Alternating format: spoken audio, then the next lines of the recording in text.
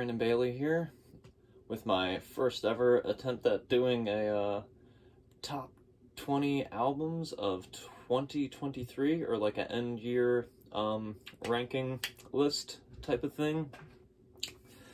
Typically on here, I usually only do rankings of albums, like the discographies of bands and stuff, and I've done several album reviews way in the past, but I'm thinking of trying some new things, especially coming into the new year here with the channel, and this is one of those things that I want to do annually, is make a top 20 albums and top 20 songs of each year. I meant to do this in a couple years prior, but just never really worked up to it. And this year I also was kind of slacking on it, but I did a bunch of binge listening over the past 3 months.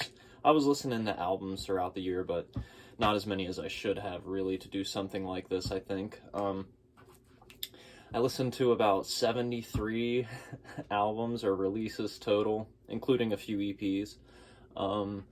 Tried to branch out into some territory that is kind of unfamiliar to me, maybe. I mean, I have a pretty open mind these days with music, but I don't really keep up with a lot of trendy stuff and pop trends, and I tried to take some recommendations, watch some videos of stuff that was, being talked about, and kind of, poke around a bit. But we'll see how much all of that played out into what made my list and everything.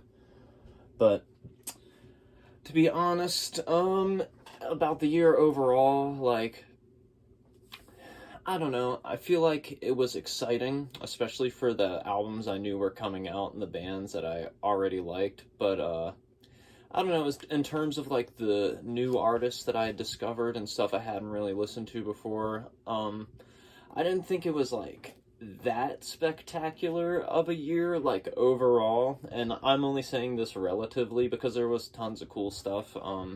It was, and exciting stuff too, stuff I was hype about, but I just feel like there's been other years in the past where there's just been, week after week is just all kinds of bands that I love, and this year there was definitely a few for sure, and I definitely discovered some new artists that I'm very grateful for. But anyway, so this is probably going to be a little bit different than other channels and other publications lists. I'm not really a real music critic here. Like I've said in my albums rankings, this is just for fun for me. These lists are completely arbitrary. It's kind of tough to put, your favorite stuff in a ranking order. As much as I like ranking, I'm also indecisive. So there's that. But yeah, it's, I'm not going to limit myself to rock or pop or metal or, punk or country or hip hop, whatever floats my way and I dig will end up on this list. Doesn't really matter about the genre, but as you can tell if you've seen any of my other videos, I do tend to lean into the more rock oriented crowd here. So not that I'm playing to that. This is literally just what I've been listening to the most this year and what caught my ear and what I thought was most interesting. Alright, without further ado though, let's get into it. I'm going to have some honorable mentions first. Since there's only 20 albums, I want to have 10 honorable mentions. Not going to go into them. I'm not really going to waste too much time even talking about my number one here today, but I want to, just list my 10 honorable mentions and the songs I dug from them. So that's what I'm going to do. I'm going to talk about the albums and then list 2 songs that I thought were the most standout for me on it. So, we got Kemosabe by Dope Lemon. I really liked Miami Baby and Blue Moon Fox off of that one. We got Everything Harmony by the Lemon Twigs. I liked In My Head and What You Were Doing off of that. We got Take Back the Night by Starbenders. Off of that, I really liked Body Talk and We're Not Okay. We got the new one, I.O. by Peter Gabriel. I really liked Road to Joy and This Is Home off of that. And then we got The Girl Is Crying in Her Latte by Sparks. I really dug Nothing Is Ever As Good As They Say It Is. Such a long title, and not that well defined off of that. Really liked Back to the Waters Below by Royal Blood. The songs High Waters and There Goes My Cool were my favorites on that. Then we got The Harmony Codex by Steven Wilson of Porcupine Tree. I liked What Life Brings and Staircase the most off of that. Then we got I Want It All Right Now by Group Love. I really liked Malachi. I'm not really sure how you pronounce that. I'm sure it's Malachi. And then Wall off of that one. Then I really liked Mammoth 2 by Mammoth WVH, Wolfgang Van Halen's band, Eddie Van Halen's son's band. He used to play bass in Van Halen and stuff. Thought this one was a big step up from the last one. Sorry, I knew I wasn't going to say much about my honorable mentions, but really enjoyed Another Celebration at the End of the World and Take a Bow off of that one. And then my last honorable mention is Realms by Cindy Wilson of the B-52s, which is pretty cool that she's putting out solo music. I really liked Overboard and Delirious off of that. So yeah, those are the ones that really wish could have made my top 20, but unfortunately just, it ended up the way it was, A lot of those ones were albums that, some of those artists I hadn't really, listened to a whole lot of, and I'll just say, a couple things, like Peter Gabriel, for instance, I'm not really huge into Genesis or his stuff. I pretty much know, the hits from both artists. I've listened to, maybe one or two Genesis albums all the way, and then, know Peter Gabriel for his hits mostly, but not bad.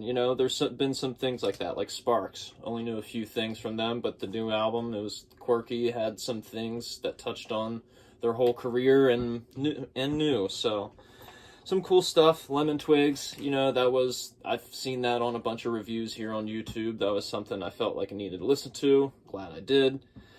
Yeah, Starbenders, seen them a lot on Instagram. Follow them, Kimmy Shelter, and them. They're cool people.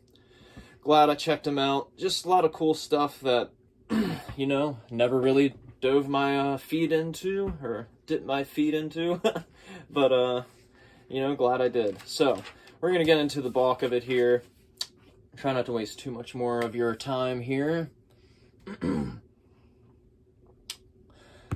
At number 20, all the way at the bottom, something had to be at the bottom here. And, we got the band that is on my t-shirt here. We have the Silver Chord by King Gizzard and the Lizard Wizard. It came out October 27th this year on their KGLW label. It was produced by their own Stu McKenzie, who produced most of their stuff. Yeah, I really like this one. Yeah, they went and did a electronic thing on Butterfly 3000 a little bit already, but to be fair, that had real analog instruments on it and stuff still. The Silver Chord, on the other hand, is completely digital. They uploaded their consciousness, to the internet, or whatever you want to say, to the digital world, the digital black, if you will. But yeah, I think it's fun, you know what I mean? I don't think that anything on it is necessarily the best thing or the most interesting thing they've ever done, but it is very interesting, and it's such a feat for a rock band, to take their sound and put it into an electronic world, I guess I would say. And man, there is some ear-bending moments on here, those creepy vocals on the Silver Chord, the title track. some out of this world stuff. It's so creepy. And then there's just some really interesting moments on here. It's interesting to hear what they do with these different electronic instruments and apply it into their sound. The two songs that I dug the most on here were The Silver Chord and Extinction. Alrighty. At number 19, this one's probably going to surprise a lot of people because I've seen it get a lot of shade on it, which I'm not going to make a worst of albums thing. You know, there are things that I maybe didn't enjoy as much, but I ain't here to throw shade on stuff. But I really did enjoy this one. At number 19, we have Life is But a Dream, ... There was a lot of ... dots in albums this year for some reason, by Avenged Sevenfold. I know, this is some people's, like, worst album of the year, but I did enjoy this. I'm not gonna say it's, like, the greatest thing in the world, but, it came out June 2nd this year on Warner. It was produced by the band themselves and, Joe Barresi. Now, I really like Avenged Sevenfold. I know they're a band that gets a lot of flack. I think they're one of the greatest, like, more modern heavy metal bands that we have these days. And, granted, this album is probably the least metal album that they've ever made. And, I was kind of hoping for that in a way, even after the stage where they kind of had some more moments that were, like, more Pink Floyd-y or kind of a little more ballady, I guess. I was hoping that they were going to continue pushing the envelope with their music, and they did. They pushed it real far, farther away from their initial sound than I thought they would, but I really do dig it. Maybe there isn't as many heavy moments that I dig from the band, but it is super progressive and all over the place still, and I really love that they've started using synthesizers a lot more and started just messing around, getting more experimental. Sometimes the experiments work better than others, but, you know, I'm just happy to hear them pushing the envelope and to keep trying new things. Really, and, you know, it's funny because people knock on certain things of this, like being unlistenable, that I've heard. And the only thing to me that really bugs me, and it's weird because it seems to be like one of the biggest songs on here, is the hi-hat thing that's going on in Nobody. There's just this really loud, like, it's not even necessarily like bad, but it's just super loud and grating. It's just like, it's just this, I don't know, it's just going on for a while and it's kind of grating, but otherwise it's not even a bad song. I don't know, I could see where some people think some of the synths are cheesy, but I happen to love cheesy synths here, so sorry, guilty cheesy synth lover here, and I think they rip on all these things. Like, you know, the solos on here are incredible. You know, Sinister Gates just seems to somehow get crazier and crazier at the guitar. You know, and I think M. Shadows' vocals are on point here. He sounds like he's getting older and stuff like that, but he's still as powerful as ever. Yeah, really love the piano outro, too.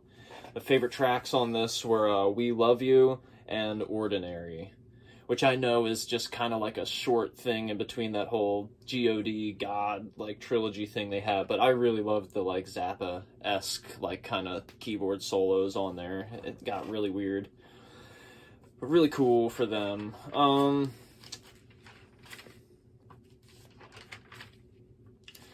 At number 18, we have something that I was kind of surprised to enjoy as much by. I mean, I was hoping I was going to enjoy it, but I didn't know how it was going to go, honestly. Never listened to his music outside of what he did at his father's tribute concerts. We have Understanding by Danny Harrison. Yes, the son of George and Olivia Harrison. It came out October 20th this year on BMG Rights Management. It was produced by Danny himself, who is a great producer. Produced George's last album, posthumous album, Brainwashed, which is amazing. Yeah, I really like this a lot. I was so surprised and taken aback by his approach on this. I haven't listened to his first album yet, you know, to be fair, so I need to go back and see what that's all about. But the fact that it was like an electronic-based rock album with a lot of modern production values really took me aback. I like that a lot, and especially the fact that it's still incorporated with these, like, nice vocal melodies and chord progressions and, you know, gritty little guitar parts in there, and still some solos and stuff too. He's a pretty good guitar player. You got like cool guests on here. You even got Graham Coxon from Blur donating some guitar on here. Cool stuff, man. I like the lyrics. You know, his lyrics were really surprising on here, really eye-opening stuff. But, you know, I didn't expect him to be as outspoken, I guess. I guess his dad was, so it kind of makes sense. But yeah, I really like it. It was really surprising. There's some moments on here where even, you know, I hear a little bit of George Harrison in his voice, you know, coming through there. As much as he kind of does his own thing throughout this.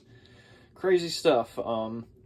You know, my favorite tracks on here were Damn That Frequency and The Dancing Tree, featuring Mareki, or Marikai. I'm not sure how you pronounce her name, but she sounds pretty good with him in that track. Alrighty, number 17, we have something that was also a new listen for me, first album I ever listened to by these guys. We have Peace, ... Like a River by Government Mule. And yeah, I am pretty familiar with Warren Haynes, you know, playing in the Allman Brothers Band, and I've seen a few live videos of Government Mule, them pretty much just covering songs that I wanted to see them cover is all I looked up before, unfortunately, but they kick ass, and I wasn't surprised that they do, because Warren rips, you know, and the whole band rips, but yeah, pretty good stuff, and was kind of surprised by it. This came out June 16th this year on Fantasy Records, produced by Warren Haynes and John Paterno. And yeah, that's a cool jam band album. Got a lot of like southern rock, blues rock, some hard rock stuff thrown in here. It gets a little progressive at times, like some of the changes and passages they go through, a little progressive. It's a really nice chill out album, even though, you know, sometimes it gets you moving throughout it. But it's got some chilled out moments. You know, it's got some cool features like Billy Gibbons on it and Billy Bob Thornton. Those ones are nice. But yeah, ripping solos, some nice gritty bluesy vocals, and cool lyrics too, you know, nice uplifting kind of, I guess peaceful lyrics. I mean, it is called Peace Like a River, but peace is definitely the message on this album for sure. My favorite tracks on it were Shake Our Way Out, the one featuring Billy Gibbons. That one rips. You know, to hear Warren and Billy ripping on a song and both of them and the band sharing vocals and stuff is cool. And then Long Time Coming. All right, number 16. We have something that really surprised me that it came out this year. I was so happy about it. We have Death Album 4 by Death Clock. This came out August 22nd this year on Water Tower Records, and it is produced by Brendan Small himself and Auric Wild. Yeah, I have to, you know, credit Metalocalypse, Death Clock, to, you know, along with like Guitar Hero and some other bands and stuff like that, to like being the reason that I got into playing guitar and got into heavy metal music in the first place, you know. And it's been a while, you know, like I watched Metalocalypse here and there, like over the years, but it's been a while since I really dove into watching it again and really listened to the band's music and stuff again. But, you know, I can't deny how much of a special place they hold in my heart. I mean, for Christ's sake, like, I saw them live back when they did the first Death album tour. Left a huge impression on my high schooler ass. And, yeah, I was just really surprised to hear that Brendan Small is coming back with apparently wrapping up the whole Metalocalypse thing with the series. And, with this album, and if this album does happen to be the last music that he ever puts out under the Death Clock name, I think it's a good note to go out on. Kind of wish that they would have one more thing to push the envelope a little further, but, you know, the fact that he's delving into these more modern, kind of like death metal, maybe even deathcore at some points, moments, I think it's kind of cool. It is an evolution of what he's done in the past with it. His vocals have progressed. It just seems to get more and more tight with that low growl. And, you know, he said in some of the interviews I saw, he gave Squiscar a whammy bar on this, so the solos are just that much more crazier because he's just adding those little embellishments with that. Just sounds like a good modern update to it, and some of the lyrics on here are just absolutely hilarious, as they should be with the Def Clock album and their songs. I need to watch the show. Haven't seen any of the new show. I haven't watched it in a while, but, you know, I'm sure a lot of this coincides with it really well. But yeah, my favorite songs on here were Bloodbath, just classic Def Clock kind of sound on that one, and then I Am the Beast, which that song kind of sounds like it's about a dog in a way or something, or just about pets or something. I'm not sure. But it's really heavy and really awesome. Let's see.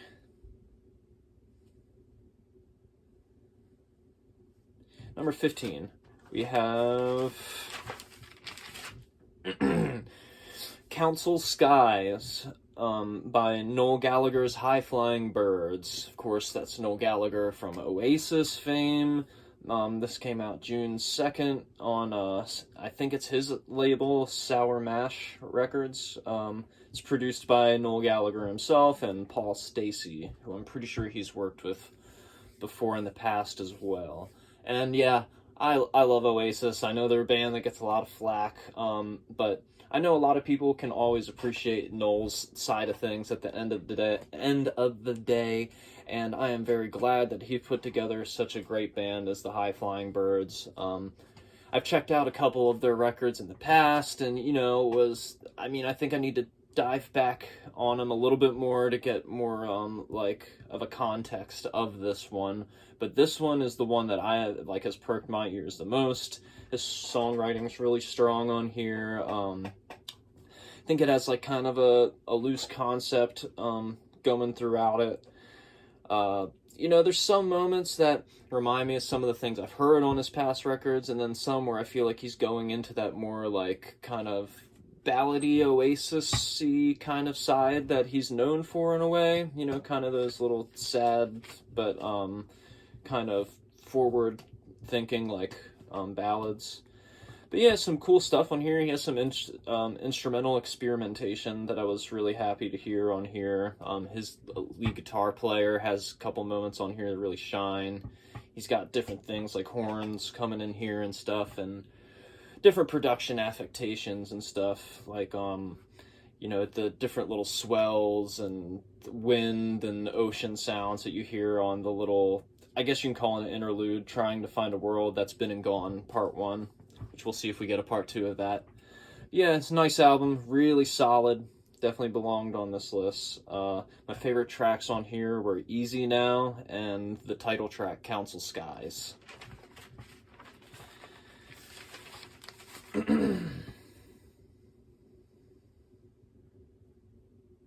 Number 14, this one was a suggestion to me, one of the only ones that made it onto this list.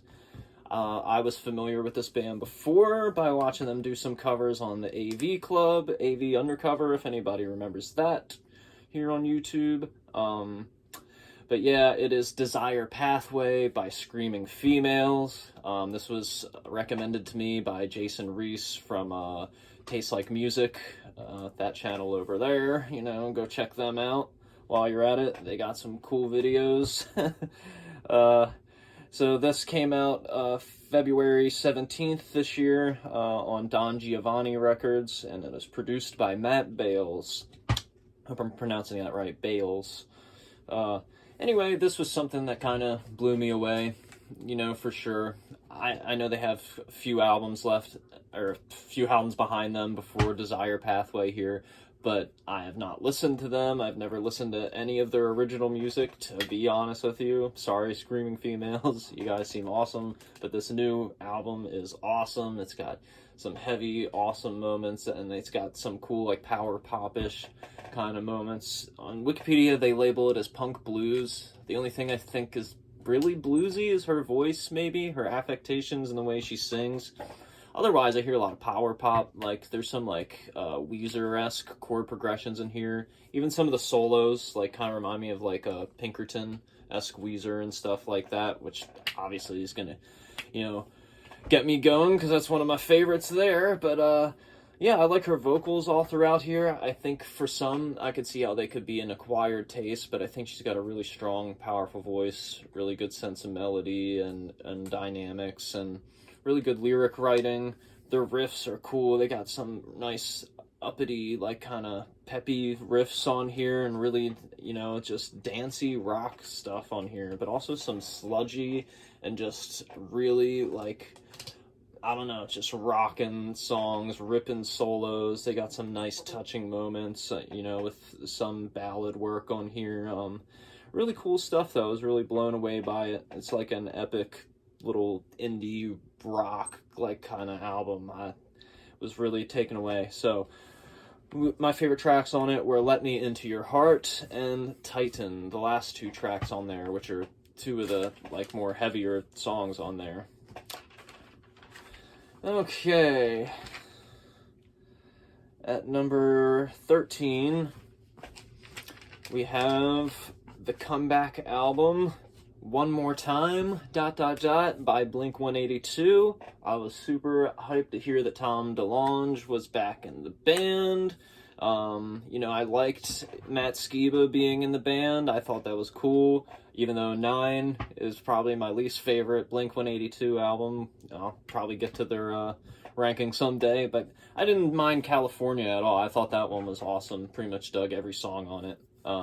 9 was the one where it only had like a couple that I could really take away from it. But either way, happy Tom's back. Happy they could reconcile things and, make a cathartic and fun and catchy. It's just like they nailed it all on here, that, all that they do, even though it can be a little bit of a mixed bag, a little bit jarring, but I dig the collection that they gave us on here. And I know people have been knocking on Travis's production, but I like it. Anyway, this came out October 20th on Columbia Records, and it's produced by Travis, as I just said. Travis Barker, the drummer of the band. It might be a little bit of a long album for them, but it's really only 44 minutes. I know it seems like a lot with 17 tracks, but I think it's a good amount of songs for the weight that we had to go through for them. The most important thing I want to say about this is Travis's drumming. Obviously it's got good songs on it, but would they be as exciting to me without Travis going the fuck off on this album? And he always goes the fuck off in their songs, but like, I just feel like he was like, it's been too long since we've done this. I'm just gonna freaking go ham, because some of the best drumming I think he's done is on this album right here. It's just, got cool stuff. It's got them, going back to the beginnings, to their heyday, the height of popularity with some of their stuff, like their little emo era that they had, and, got some new stuff, got them trying some new things, like incorporating new wave, having Robert Smith do something on here, lots of different things, It's just crazy, to know that they're back and, kicking this much ass. My favorite songs on here were More Than You Know, really kind of sad, but uplifting song, cathartic song from them, reminds me of self-titled stuff. And then Blink Wave, their new wave experimentation on here, but I thought it was really catchy, thought the lyrics were really cool to it, and loved their, flirtation with keyboards and everything. Alrighty, at number 12, don't hate me for this one. I know a lot of people aren't keen to adding live albums on their list, especially a live album that goes as far back as this one, because it's kind of a vault release, but I wouldn't put it on here if it didn't mean as much as it does to me, and if I didn't enjoy it as much as I did, because I have been waiting for this concert to come out for a long time. And please, if the band watches this, put this out on DVD.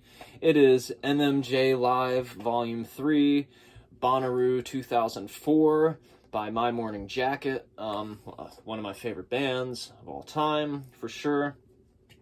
This came out June 9th of this year on ATO Records. It's produced by the bands Carl Brommel and Jim James.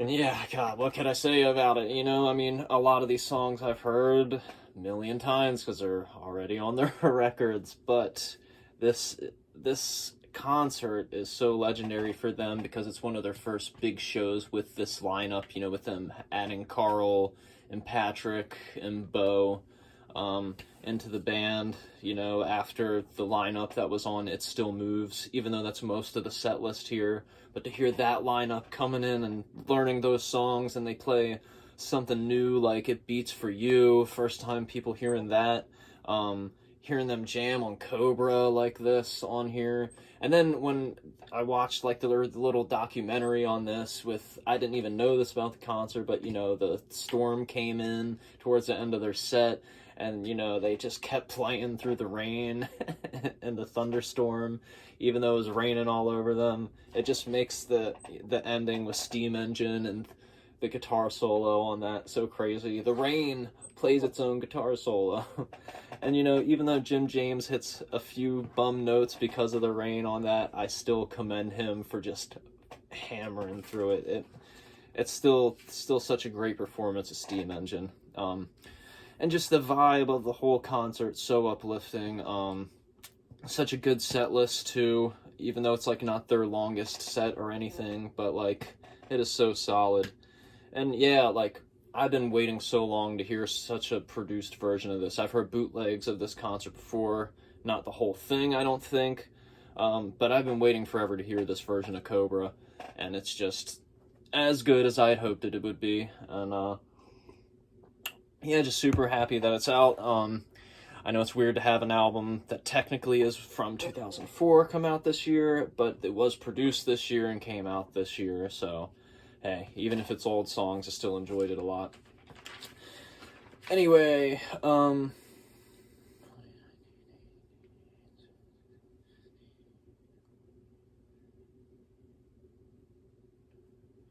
at number 11, we have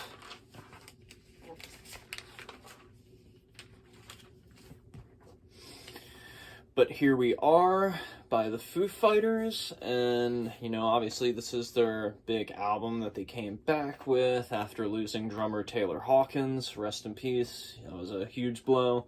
And Dave even lost his mother too before making this album. Anyway, this came out June 2nd this year on Roswell/RCA Records, and it was produced by the band themselves and Greg Kurstin, who I'm pretty sure has worked with them before as well. Yeah, such a cathartic album. It was kind of hard to listen to at first because I knew it was going to be a little sad, but it really isn't as sad as I thought it would be. It's really uplifting, and they really adopt back into like the Foo Fighters' roots of like the sounds you know them for, mainly on the self-titled, Color and Shape, and some of their earlier stuff. More of that anthemic, like kind of big alt-rock sound. They kind of stripped away a lot of more of these like classic rock things they've been getting into lately, and more pop rock things they've been getting into, even though there's some poppy elements here and there. It's cool to hear Dave's daughter Violet sing with him on Show Me How.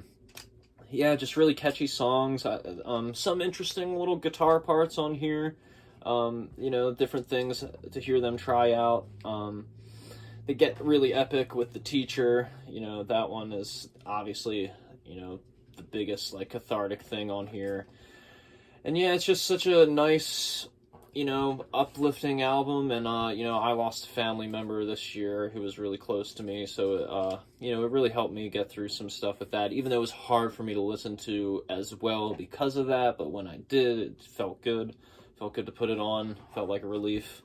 But yeah, some awesome epic songs from them on here, and to hear Dave back on the drums, you know, doing the best he can, you know, to replace Taylor is just phenomenal. Like the fact that these guys can even get back together after that kind of loss, you know, and especially after, you know, Dave and Pat, you know, they already lost Kurt Cobain, like, you know, back in the day, so it's probably hard enough, you know, to lose another like band member who's that important to you. It's gotta suck. But yeah, my favorite on here was But Here We Are, the title track. That one was awesome. It's so catchy, you know, classic Foo Fighters sound, and it's got awesome solo in it. Simple, but awesome and effective solo from Chris Shiflett.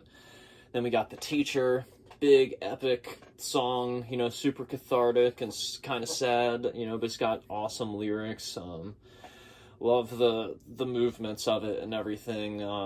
And the way it ends with this big wall of sound crashing in, it's so crazy. Such a good song. I listened to it a lot this year. All right.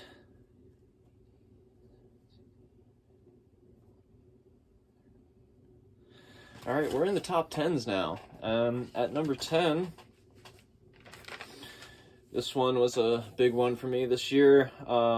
It is Turn the Car Around by Gaz Coombs, who's the lead singer and guitar player from the band Supergrass, who I ranked their discography for on this channel earlier this year.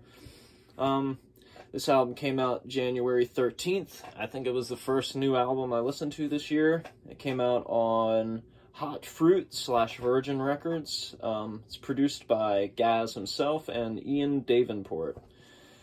And yeah, it's a pretty simple, you know, short to the point, but nice and concise album, you know. Like, I think I listened to a few of the tracks from his previous albums, and I thought they were alright, but when I listened to this one, I feel like it gave me more of what I liked about his later writing and Supergrass and stuff, and I really needed that fix after, you know, discovering the band's discography and, you know, wondering what more I could get into, and this was a nice album to be released this year for that reason. And some cool things I didn't expect him to try as far as like some of the guitar work on here and the arrangements and stuff. And honestly, every song on this is super catchy. I really like it. They might not be like the most impressive songs in the world, but I think they're super tight. They make the album a good package, and yeah, like I said, super catchy. My favorite tracks on it were Feel Loop, in parentheses Lizard Dream. That one's got some cool Radiohead vibes, cool guitar work from his guest guitar player on here, and yeah, it's just really interesting for Gaz to do. This song gets stuck in my head all the time. And Sonny the Strong, and I like this one. It reminded me of my grandfather Sonny, who passed away right before COVID broke out, and he was the husband of my grandmother who passed earlier this year, so the song Sonny the Strong kind of made me think of him, and it is a good song. Like the cool video of Gaz just chilling with his, you know, leather jacket, playing that little SG bass, and yeah, it's a nice song. It got cool lyrics, and kind of sad, kind of got that gloomy British feel to it, but also really catchy and kind of motivational. Anyway, so number 9 is Calm Ya Farm by the Murlocs. This is Ambrose Kenny Smith, and pretty sure, yeah, I think Cook Craig from King Gizzard and the Lizard Wizard. I don't know why I was drawing a blank on who else in the band was in that with him, but some other mates from other bands that were on Flightless Records and stuff like that are in the Murlocs and everything like that. I lose track of it with all of them because there's so many bands, so many members, and they all seem pretty talented. Anyway, love the Murlocs though. You know, obviously it's King Gizzard adjacent, and they're one of my favorite bands, but this album came out May 19th on ATO Records, and was produced by John Lee. And yeah, it's, you know, like most Murlocs records, you know, it's kind of hard to distinguish them from each other a whole lot because every time they just come out with these catchy songs. You know, sometimes maybe a batch is maybe a little bit more catchier, maybe a little bit more interesting than others, but this one was fine. It was solid, and you know, all the songs fit well together. They try a couple new things on here from the last album even, and yeah, you know, I think his voice is just always on point. If not, it gets better and more solid and more confident as time goes on. I always love the guitar players' solos on here. They're kind of simple, but so tasty and effective whenever they come in. And really, the Murlocs just have such a nice, chill sound when they want to, but then they can rock out too, and it's always just so fun and has such good vibes that come along with it. You know, they have some cool moments on here, like Forbidden Toad, the instrumental on here. They really get groovy, and they really go into those psychedelic roots that they're known for, and garage jam bandy roots that, you know, they're known for on here, as well as touching into more of the like pop rock kind of power pop things that they've been doing lately. But yeah, my favorites were Russian Roulette. Love the little sitar stuff on there, super catchy, good drums and rhythms and bass. And one of my favorites, Undone and Unashamed. That song is just so catchy. Love the video for it. It always gets stuck in my head. It's got everything about it's awesome. The vocal melodies, the lead guitar in it, and everything about it. It's a really good song. All right, number 8. This one is one that I'm sure most people won't know, except for maybe the band themselves, but I'm not ashamed to have it on here. I'm proud to know these guys. I promise there's no bias just because of that. This album really did hit me this hard this year. It is the self-titled album by Birth. That is spelled B-E-R-T-H, even though I'm sure I'm going to have it up on the screen. But yeah, I know these guys from my time in Glenville State College in Glenville, West Virginia. Yeah, these guys are amazing. You got Josh and Sonny, or Derek, you know, Jacob and Ethan and Bobby in this band, and they're all really talented musicians that I had the pleasure of jamming with a few times. So, some of them more than others, but I've played with all of them at least once, and they were in choir with me and jazz band and different things like that while I was there, the semester that I was there. And yeah, I really respect them all as musicians so much, and to hear them all come together on this. I knew they were a band for a while, but didn't know they were working on recorded material, and it came out so nicely. This came out February 20th this year on Unifying Symbol Records. Could not figure out who it was produced by. Finding information on it was kind of hard. I feel like it was produced by the band themselves, but I'm not sure. They could have had another producer from around there working on it with them. But yeah, such a solid batch of songs for real, and it showcases all of their different talents all throughout, and yet still cohesive, even with all the different things that they try. Yeah, just can't complain with any of the moments on here, like Josh Runyon's guitar solos on here just rip. He blows my mind. The fact that I know that dude and he's just such a monster is so cool. You know, and all the keyboard parts, all the key solos on your organ solos, you name it, like, incredible. Just all kinds of influences you can hear all throughout this album. It's kind of in like a jam band kind of world, but also it just has lots of kind of classic rock meets indie, you know, on here, meets progressive. There's some proggy stuff on here. Lots of surprising moments, and just hook after hook with the vocal melodies and the chords and everything. God, I just can't say enough nice things about it. I know I gave them praise earlier in the year for this album. I even did a guitar cover on here of their song Homegrown, if you want to check that out on my channel here.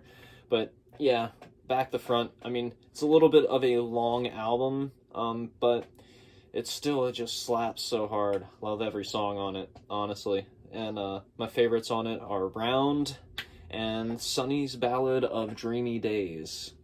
Really good songs. Round is especially really epic, and Sonny's Ballad of Dreamy Days is super uplifting and catchy. Okay, at number 7,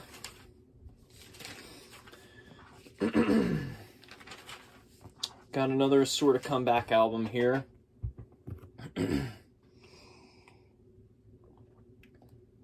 We have the Ballad of Darren by Blur. which I really did quite enjoy this year. Came out July 21st on Parlophone/Warner, and was produced by James Ford. And yeah, I know I haven't heard too much, like, super high praise of this album this year since it's come out, but I haven't heard anything really terribly bad about it. I just heard maybe some people say that it feels a little mid, maybe, but I really like it, really like all the songs on it. I've listened to it a lot this year, and the songs that I really do like on it, I've listened to even more this year. I really like Blur. I just think they've always got such interesting sounds going on, and they always change it up a lot from album to album. It's kind of interesting because I've heard some people say that this is their best album since the 90s, like, period. I don't know that I like it more than the Magic Whip. I know that's probably a hot take, but I do love the Magic Whip as an album.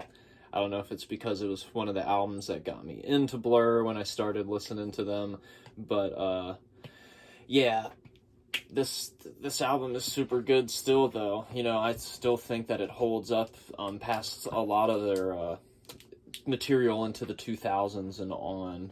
And it's really cool to hear them back together. This is a band that's never changed members, which is just astounding. And they still all sound as good and proficient as they ever have. And, Damon, has taken a lot of his stuff from Gorillaz into Blur over the years. And even the way that he sings is kind of, like, similar to what he's doing in Gorillaz these days. Just kind of a little bit of that sad, British style of singing, but he's got such good sense of melody and control in his voice, and it's just an iconic voice, and it sounds so good for what they do. And granted, some of that sadness kind of lends this album to having some sad songs and some more, like, chill out, like, kind of, maybe, like, not exciting in a way. Maybe some people call it not exciting, but I love them because they're all good, very well constructed, solid songs, and I think they all have melodies and parts of them that get stuck in my head every now and then and everything. But my favorites on this were St. Charles Square, easily the most heavy song on the album, and just still super catchy. Love Graham's guitar work on there so much. It's just got some cool, interesting lines, like got these chromatic little leads in there. Love the melodies of the chords on there, so cool. And the lyrics are cool as hell too. And then Goodbye Albert. As soon as this comes in, like, as soon as this song comes in, the guitar tone on it, is so apparent as being interesting and unique. One of the few moments where Graham, like, really shines and shows his little experimental flirtations on here. But yeah, I think the vocal melodies on that song are really cool too. It's a nice chill song, beautiful song, but, nice ballad on here. Alright, number 6. This is one that's on a lot of people's lists, a lot of publications' lists, but don't let that make you think that I was just informed to like it. I love the Rolling Stones, so I'm talking about their big comeback with Hacky Diamonds. Came out October 20th this year, the same day as One More Time, and it was a good day. So it was put out on Polydor/Geffen. It was produced by mostly Andrew Watt, and Don Was produced Live by the Sword. It was kind of weird that they let him just take that one production credit on here. But yeah, I was definitely hype about the album coming out. I didn't really know what to expect on the whole, with Angry and Sweet Sounds of Heaven being, like, such different kind of worlds for them. But yeah, it really came out really nice. It is kind of a mixed bag. Maybe the production, being as modern as it is, doesn't serve the Stones as well as it could if they would have tried to do something that more vintage sounding, especially on the songs where they, like, go back to that, like, Sticky Fingers, Goat's Head Soup, like, kind of sound, with the more, like, kind of country-esque, like, Stones, trying country rock anyway, like kind of things. But there's still some great rockers on here. I think every song is very catchy. Maybe the lyrics aren't the most strong thing that they've ever done, but I think some of them are really good. And the vocal melodies are really good to me all the time, because Mick Jagger's just a boss. Yeah, some great lead work on here, though. Couldn't talk about this album without mentioning Ronnie Wood, because, I mean, while he might not be my favorite guitar player in the Rolling Stones to ever play with them, he is super underrated with his chops, and especially with how good his solos are on here. I think the solos he plays on this album are some of the best he's ever done, if not the best he's ever done. It's just, he goes off when he needs to on here.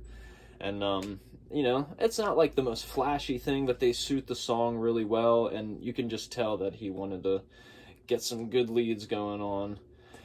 Yes, you get Paul McCartney guesting on here, Stevie Wonder, Elton John, Lady Gaga. There's just a plethora of good songs. You get Charlie Watt's fucking last songs ever on here. Can't get better than that. And Bill Wyman comes back on Live by the Sword too. So you get the original Rolling Stones lineup, at least with Ronnie Wood. So you could say, the heyday lineup through the 70s. But you get the original guys minus Brian Jones playing together, more or less, right? So, good stuff. Love everything about it. Good songs that get stuck in my head. Favorites on it were definitely Bite My Head Off with Paul McCartney on the bass. Love the fuzz bass on that. Ronnie's solo rips into it, and to hear, Mick Jagger get so angry, no pun intended, on that song is awesome. Then I love Keith's song that he sings, Tell Me Straight. Really good song. Really kind of mournful little ballad. Kind of more of what I was hoping for on here with the passing of Charlie Watts, but at least you get a little bit of it, and got a great chord progression, really haunting. Some of Keith's best vocals, even into older age, and good solo on it too. Okay, now getting to the top 5. My number 5 is 72 Seasons by Metallica, which I ranked Metallica earlier this year. If you want to go check out that video to see how this placed in their discography for me. 72 Seasons came out April 14th this year on their own Blackened Records. It was produced by Greg Fiddleman, James Hetfield, and Lars Ulrich. And yeah, I said enough about it probably in my ranking video. It wasn't my favorite Metallica album, no spoiler if you haven't watched that, but it is really good, and like I said in that, they have nothing to prove after all these years, yet they still keep coming back, and beating you over the head with riff after sledgehammer riff, and, the speed and intensity that they get on this is awesome. I think Lars and them, really took into account what people were saying, that maybe on Hardwire they didn't go fast enough, because they go plenty fast on here. There's only, a couple songs that have that little mid-pace kind of rocker groove that sometimes they get into, a little sludgy kind of Metallica groove, but a lot of these are straight up thrash metal, straight up speed. They just alternate picking out the ass, crazy chromatic riffs, and sometimes melodic. They have some twin moments on here again, which is nice to hear them do. Again, I don't think Kirk's solos are that crazy compared to stuff that he used to do, but I do think that he does go the fuck off on some of these. Some of his little whammy bar things and wah things that he does on here sound so crazy.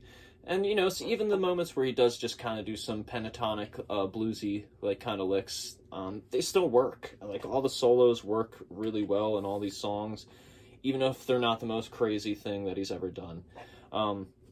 Like I said, they have nothing to prove after all these years, yet they still sound so good. I think even James's vocals, the way they're produced, is a modern update to how they're doing things. And yeah, maybe it's a little one note. Maybe I wish they would have done maybe something more different, but you know, I can't really complain, honestly. It's just such a solid batch of songs, I can't complain. Alright, number 4. Oh wait, I didn't say my 2 favorites on there. My 2 favorite songs on 72 Seasons were Lux Eterna, which is, you know, really to the point single on there, but it's got such a catchy melody, ripping solo, and great riffs. And Too Far Gone, I think Too Far Gone is one of their best songs they've had in years. So catchy.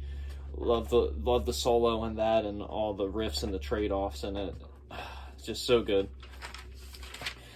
Alright, now, really, number 4. This is one that was new to me, with getting into more REM this year, kind of dove deeper into their albums, and yeah, was really craving more of them, wanted to know what I could get into, and found out that Mike Mills and Peter Buck and their live guitar player, Scott McCauley, I don't really know how to pronounce his last name, but they have another band with some other people. It's technically a super group, and it's called The Baseball Project. I'm talking about their newest album, Grand Salami Time, which I haven't seen many people talk about this year. It came out June 30th on Omnivore Records, and is produced by the band themselves and early REM producer Mitch Easter, which is awesome because it does give it some of those vibes which I was looking for. Even though I was kind of hoping to see, you know, the new direction that, you know, Peter and Scott and Mike were going to take this thing. And yeah, I'm very pleased with discovering these guys. I was a little worried because I'm not like a baseball fan, and their whole thing is that they're a gimmick on, like, everything talks about baseball. Everything's about celebrating baseball and baseball's history, and you know, that can get pretty campy. And for someone who's not really a sports guy like myself, like, I'm barely into sports, you know, but I don't think you have to be a huge baseball fan to get a lot of the references on here and to appreciate what they're going for. And, like, seriously, if you're an REM fan, this is perfect, you know? The sound of this album just comes straight from that. Like, you got some of those jangle pop, you know, that Rickenbacker 12-string sound on here that Peter Buck's known for. Mike Mills's great sense of melodic writing. God, I just can't complain with it. The vocals maybe are, you know, a little funny at times. You know, some of them, they kind of just sound like some old guys, you know, rocking out and singing some silly, catchy songs. But they are so good, and if you can just learn how to appreciate it, because some of them might be acquired tastes, I think they will get stuck in your head, because pretty much every song on this album gets stuck in my head. All really good stuff. Yeah, I listened to this album a lot this year. My favorite songs on it were Journeyman, great little, like, kind of ballady song, really reminds me of 90s REM, about, like, a baseball player who's, you know, goes from town to town, from team to team, and is known for, you know, his specialty, or what he does. I know that this song is about a specific baseballer, but I don't remember who it is.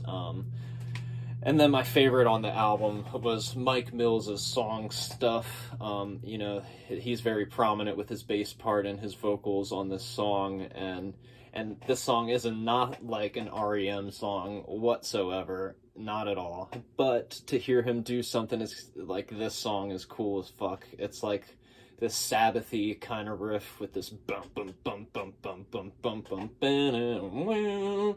Got that little, like, tritone thing in there, like, so cool. And then it, you know, has like a sort of REM-y kind of ish, like, jangly chorus, but just they're so juxtaposed. Got this noisy guitar solo on it. It's just so catchy. The lyrics are so hilarious, but, you know, so menacing and sound so sinister for Mike just talking about dudes lubing up their hands to pitch balls faster. It's just so over the top for no reason, but it's such a good song. Yeah, but really so many good songs on that. Alright, number 3. This is one that I know has gotten a lot of praise this year. We got the new record, This Is Why, from Paramore. Came out February 10th this year on Atlantic, and it's produced by Carlos de la Garza. And yeah, this is Paramore continuing to try more and more new things with their sound. Like, this is not the Paramore, you know, that all the teeny boppers grew up with, you know, with All We Know Is Falling and Riot and Brand New Eyes. As much as I love all of their albums and can appreciate their progression as a band, I do, you know, ever since their self-titled album, they've really had me just on edge to see what the hell they're gonna do next, because their songwriting just continues to get more and more interesting and tight and, you know, modern and in old school at the same time. Like, they keep bringing back like a lot of old school elements from shit that you miss from rock music, and then adding it into their modern Paramore kind of aesthetic. And yeah, this one gets super weird, kind of arty, avant-garde at times. I mean, Hayley Williams' vocals get even a little more like Riot girly kind of sounding on here, and even a little more like contemporary at times. She goes between like experimental and contemporary, and they all of them do really on here, and they draw the line pretty well. Blur the lines pretty well anyway. You know, ever since the singles started coming out for this, I was hooked on it. Really cool stuff. Some songs on here are a little sad sounding and a little like kind of down, but still really nice and strong melodies and everything. Interesting guitar work and chord progressions. And really the layers throughout all of these songs are just excellent. Just such a good listen, especially with headphones. My favorite songs were Running Out of Time. That song gets stuck in my head all the time. Just good guitar work on it. Great writing. Just so cool. Cool music video too. And Thick Skull. I know this is one that Taylor York, their guitar player, said he was like a little nervous about putting on here, because I think he wrote it, and I think he was nervous about his guitar solo, which is amazing on here. Just want him to know that. Taylor York, you're a great guitar player. Don't be ashamed of your abilities, because they kick ass. And that song has really got a good message with the lyrics too. Alrighty, at number 2, getting close to the end here, we have In Times New Roman ... by Queens of the Stone Age. And this came out June 16th. June 16th was probably the best day for music for me this year. I was rocking the fuck out. It came out on Matador Records and is produced by the band themselves. And yeah, I'm happy to hear them follow up Villains as well as they did on here. It apparently, I didn't know this was a thing that was going on, but it apparently ends the trilogy of Like Clockwork, Villains, and now In Times New Roman. And yeah, Josh Homme and the boys, I think he's got some people new in the lineup now. They're kicking ass and continuing, like a lot of my favorite bands this year, to just push their sound just a little bit further. And really every song on here I thought was great. I think the only one that didn't hit me as hard is Carnivore, but really well constructed even after all these years. Just vocal melodies and riffs and just playing true to the Queens of the Stone Age aesthetic and vibe very well. I dig it. And you know, after hearing The Place, the mental spot that Josh Homme was in after listening to a few interviews this year, you know, and getting some context on his lyric writing on here, I think he did a good job at putting his catharsis into, you know, the mythology of whatever's going on here, because I don't really know the concept of these last 3 albums he's done, but it still sounds really cool. They rock the fuck out. They have some creepy experimental moments, but overall just solid Queens of the Stone Age, which they're one of my favorite bands too, so can't complain there. My 2 favorite tracks were Made to Parade.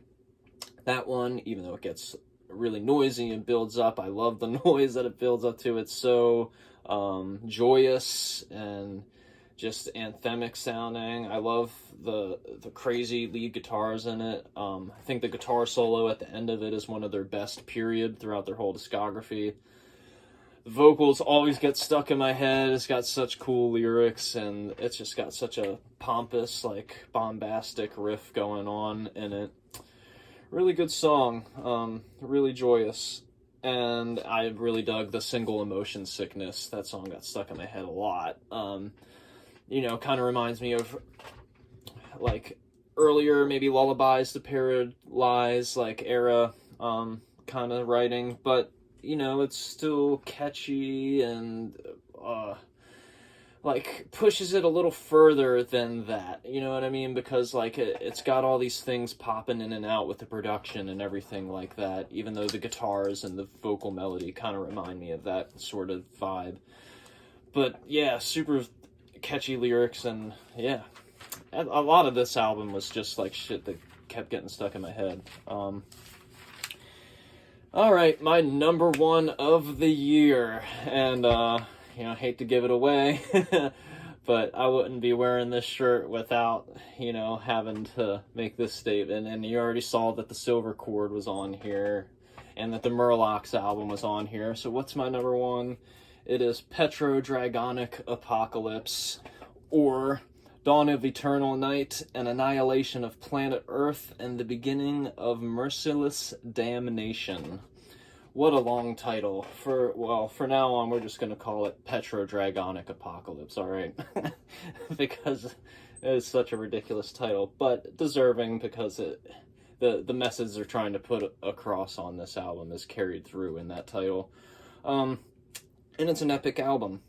Kind of a short, to-the-point album, but, like, well, short for something like this, you know what I mean? Like, it's 7 songs, still runs at 48 minutes, but, you know, it does leave you wanting more a little bit, which kind of is a little bit why it's my favorite album of the year, because it just, like, had me on edge and just fucking, you know, just brought all the things that I like about the heavy and progressive side of King Gizzard, but also left me, like, still wanting more of this from them at the end of the day, and just wondering where else they can take, you know, their craziness and technical abilities.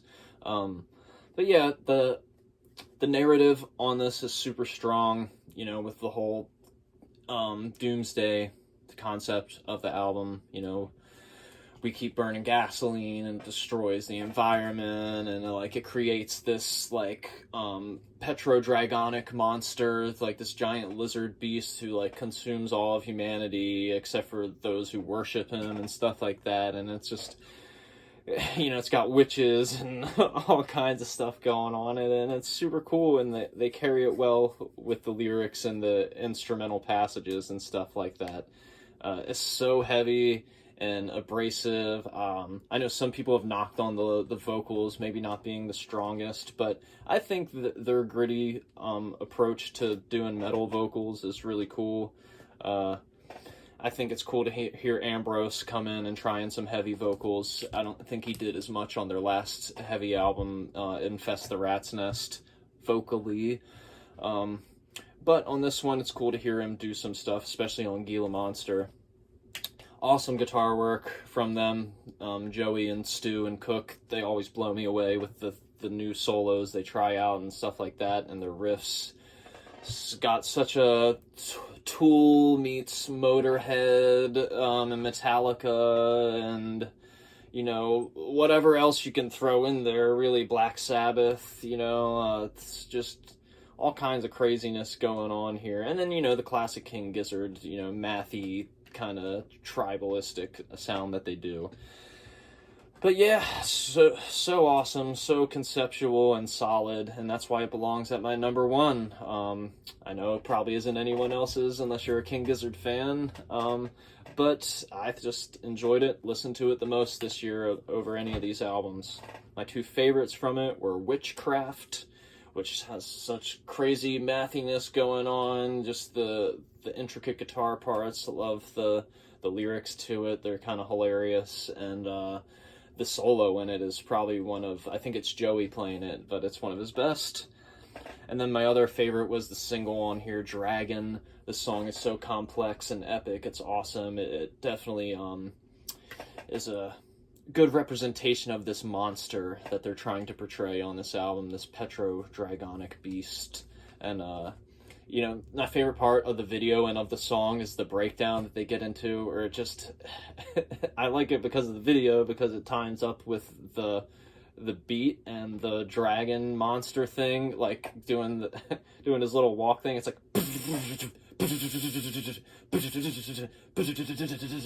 and it's like, it just looks so cool and it sounds so cool. Like, it just gives you this visual element to it, which is awesome. You just see this destruction of this beast, and it's awesome. I like it. All kinds of different vocal things going on here. You know, that quiet part where he's like, "Stop the dragon," doing that kind of like breathy like thing.